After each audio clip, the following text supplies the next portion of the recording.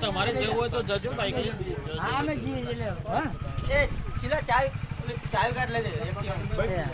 બંને જણા બેસી ગયા ને ચાવી કાર્ડ લઈ દે એક